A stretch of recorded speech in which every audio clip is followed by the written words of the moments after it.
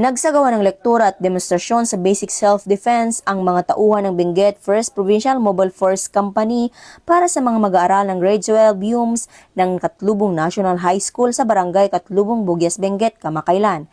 Itinuro sa mga estudyante ang tamang paggamit ng arnis stick upang mapaunlad ang disiplina, kamalayan at kahandaan sa pagprotekta sa sarili.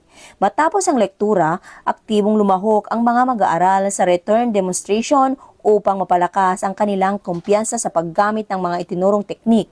Ang aktibidad ay bahagi ng Preventive and Protective Education Campaign ng LCAC na layong palakasin ng kabataan laban sa mapanlinlang na impluwensya ng mga ilegal na grupo.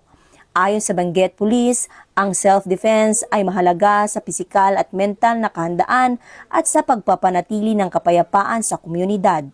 Muling pinagtibay ng Benguet PNP ang kanilang patuloy na pagkikipag-ugnayan sa komunidad para sa kapayapaan at seguridad. Mula dito sa Baguio City, rehiyon ng Cordillera, ako ang inyong PNN correspondent, Patrolwoman Maria Ella Garcia, alagad ng batas, tagataguyod ng Balitang Pulis.